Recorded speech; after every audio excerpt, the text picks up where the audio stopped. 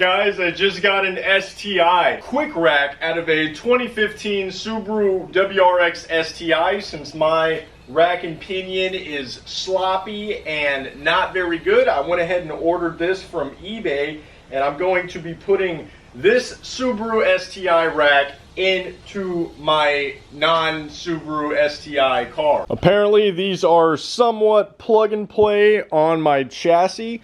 Luckily this listing came with the steering linkage as well, because they are different, so I'm going to be cutting this and welding it to mine. For some reason, I completely explained this wrong in the initial clip, but this top line that I'm pointing to is actually in the wrong spot. It's supposed to be on the bottom one. The top one is the return, bottom one is the supply. The top return line fitting is an M16 by 1.5, and the bottom supply line is an M14 by 1.5. So I couldn't find an AN adapter, so I used a banjo bolt to 6 AN with a M14 by 1.5 bolt. I want to go ahead and show y'all the difference between a stock 2000 Impreza steering rack turn ratio versus the STi one. So with the car jacked up, this is straight, so we can go one full rotation, and that's like 1 3/4 rotation to turn from center. Now we're going to go all the way the other side. So that's 1, 2, 3. So it's like 3 1/4 full turn lock to lock. So let's hope this STi one's a little bit better. And the main reason I'm doing this is because I installed this Volvo C30 electric power steering pump. This rack and pinion has been on my car for several years with no fluid running through it before I did the electric swap as well as the K-swap and everything like that. So I left the supply and return lines wide open for quite a few years while I was driving this thing. So I think I got quite a bit of debris in the rack because it is just barely working, barely have any power steering with it. So I figured I might as well upgrade on top of the fact to this better STi quick rack. Luckily for my build, my steering linkage is super easy to get to, and if you notice, I already lengthened it by a little bit because I have my TSS subframe space down by 1 inch. There's the spacer. So you just remove the two 12 mil bolts holding it on, and then we can get a little bit of play in this guy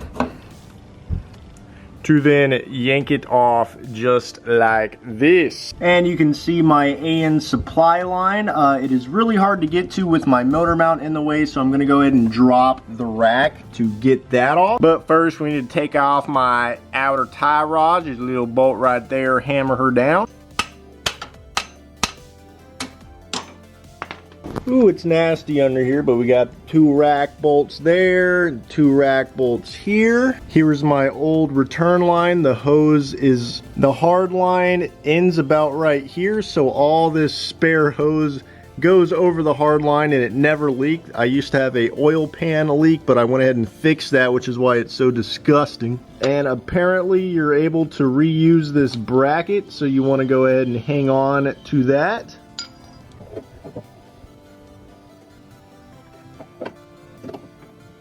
So we got all the Pepto-Bismol draining out, and you can see that was my return hose that I just had this hose slipped over and did the job just fine. But now we have super easy access to the 6 AN feed line.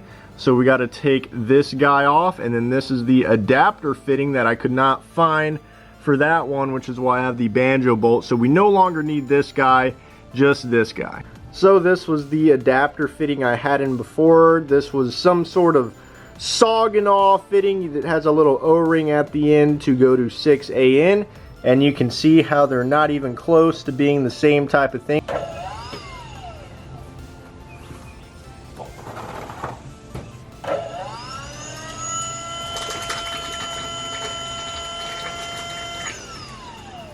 I turned the electric power steering pump on to clean some of the fluid out, and that did not work out very well. So now we have the old rack lined up with the new rack, and you can see the size difference.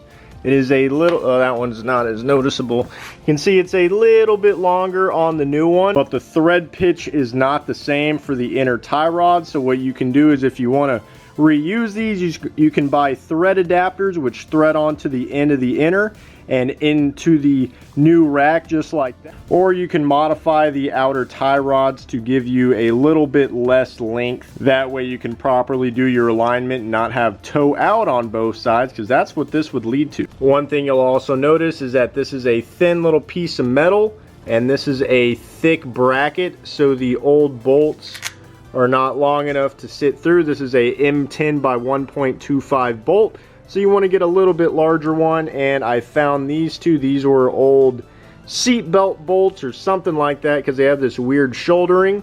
But if I put that in, it sits through just fine. So we got enough threads to snug her down. And I went ahead and test fit the steering rack in there. This bracket was indeed the same, so I could reuse my OEM one. And this one, you can see I only have the back bolt in, and I don't know how well you can tell, but we have a small gap here, so I did see people use washers or some sort of spacer. These two are offset just a little bit, so a little washer right here, and then you can bolt her straight down. And since I have the TSS Fab subframe, which I have modified to fit a Honda K series, I don't have to do any sort of cutting or anything like that to get this little nose to fit through. So that makes it way easier on my end. I don't have to take a cutting wheel and grind away the subframe or anything like you would have to do on a non-TSS Fab subframe. So I got a little spacer in here right here, so I got everything all tightened up. So now the rack is fully mounted. What's nice is that the outer tie rods fit right into my stock knuckle. This is a 2007 Impreza knuckle on my 2001 Impreza, so I was able to get these slightly larger brakes and everything like that. But if you see, this wheel is fairly straight with this on, and then with this tie rod on, it is turned all the way to the left. So we got straight and turned, which is why you need to get different outer tie rods.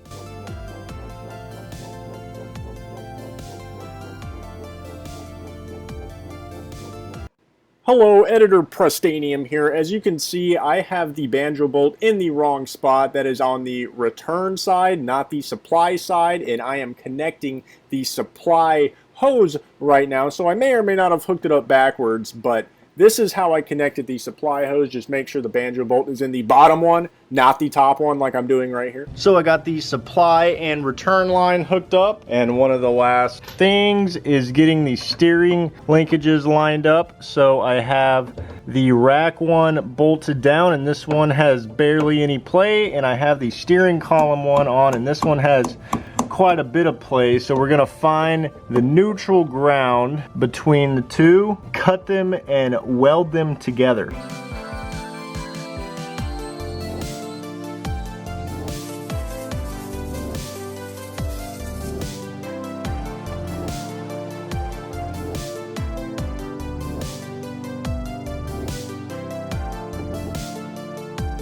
So I was trying to loosen the outer tie rod, and it was fighting me so much that I literally had to take off the entire tie rod, put it in a vise, and use a pipe wrench to crack it loose. But I was able to get the outer tie rod off as well as the lock nut. So now I can get to chopping this shorter and chopping this shorter.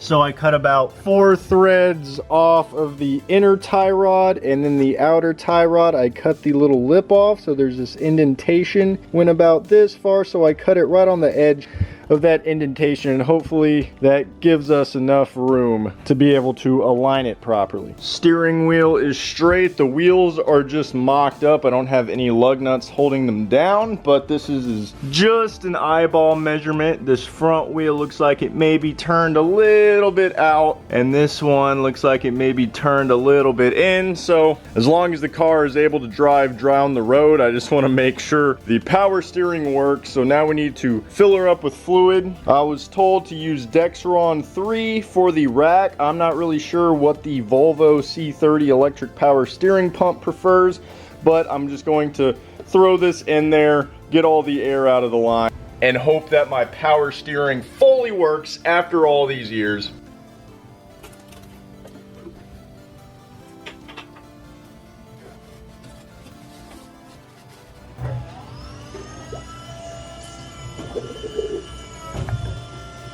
And here are the fittings all done. This top return line is a M16 by 1.0 thread pitch, and the bottom supply line is a M14 by 1.0 thread pitch.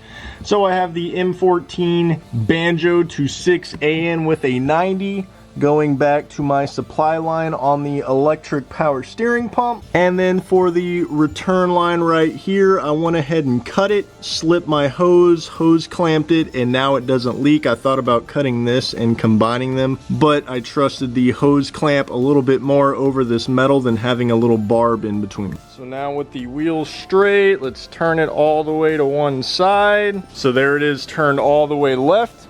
So we are locked in the left position. So now we go 1, 2.5. So we have 2.5 rotations now with the STi quick rack. So let's set her on the ground, turn on the power steering pump, and see how this actually works. So the car is off right now, key is turned, power steering pump is off, so let's see. Oh wow, that is a lot of force to get the wheel to turn. I'm only halfway there too.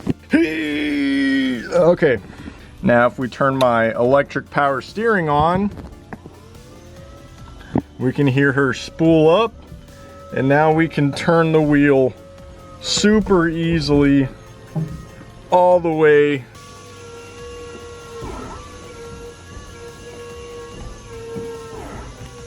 both directions.